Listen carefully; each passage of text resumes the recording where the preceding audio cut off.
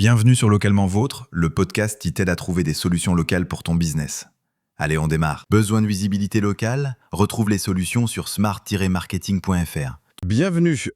Aujourd'hui, on plonge dans une ressource assez ciblée, un guide sur Trustpilot pour les entreprises locales. Ah oui, On parle des commerces de quartier, vous voyez, les restos, les médecins, les boutiques, mais aussi les artisans plombiers, coiffeurs, ou même les franchises avec plusieurs magasins. exactement. L'idée, c'est de comprendre comment cet outil, qu'on voit souvent comme un truc global, peut devenir un vrai atout, localement. C'est tout à fait ça. Le cœur du sujet, c'est vraiment de construire la confiance au plus près des gens. Hmm. Les consommateurs, ils cherchent des expériences authentiques, près de chez eux. Oui, Et Trustpilot, ça devient une sorte de vitrine pour ces témoignages locaux. Et surtout, ça permet de gérer la réputation pour chaque établissement. chaque établissement séparément. Oui, imaginez pour une chaîne ou une franchise, c'est assez puissant comme approche. Ouais. Gérer chaque magasin individuellement, ça change la donne par rapport à une réputation globale qui peut sembler un peu abstraite pour le client du coin, non? Complètement. Et au-delà de la confiance, il y a un autre point super important qui est mis en avant dans ce guide, Lequel? le référencement local.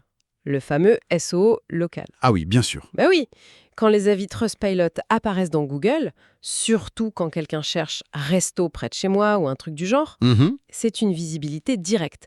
Ça peut vraiment concrètement pousser les clients à entrer dans le magasin ou appeler l'artisan. D'accord. On parle d'un impact direct sur le trafic en magasin ou les contacts locaux. C'est vital pour ces boîtes ancrées sur un territoire, quoi. Ok, alors concrètement, comment une entreprise locale démarre?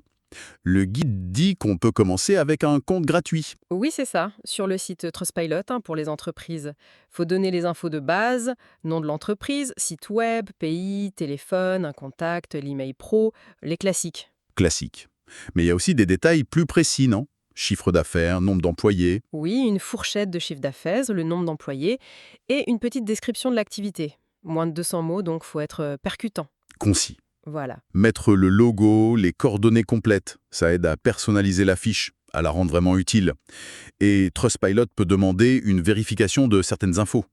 Ce qui nous amène aux conditions, j'imagine. Il y a des règles à suivre. Ah bah oui, et c'est crucial. C'est là qu'on reparle d'authenticité. D'accord. L'entreprise doit être légale, bien sûr, vérifiable, mais surtout, toutes les infos, le nom commercial exact, les horaires, l'adresse, ça doit coller parfaitement à la réalité sur le terrain. Logique, pour pas décevoir un client qui se déplace. Exactement. Et puis, évidemment, accepter les conditions générales et la politique de confidentialité. Et sur les avis eux-mêmes, c'est toujours un peu sensible ça. Tout à fait.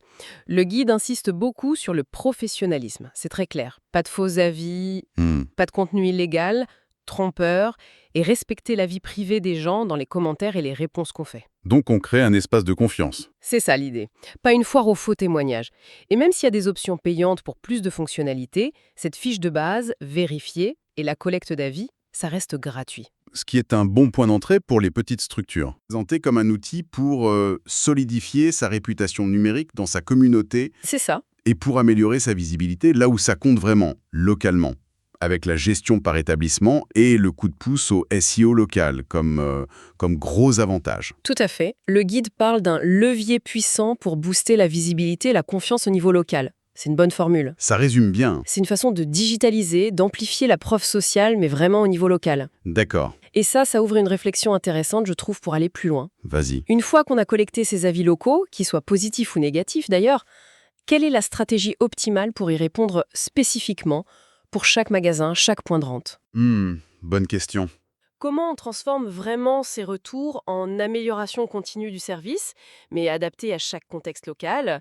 Et comment ça peut renforcer la relation client de manière hyper ciblée? Ouais, aller au-delà de la simple collecte. Voilà, la collecte, c'est le début, mais la conversation qui suit, la manière dont on gère ces retours au niveau local, c'est peut-être là que se joue vraiment la fidélisation et la confiance durable. Merci de ton écoute. Besoin de visibilité locale? Retrouve les solutions sur smart-marketing.fr. Tu peux retrouver les sources et les liens en description. N'hésite pas à me contacter.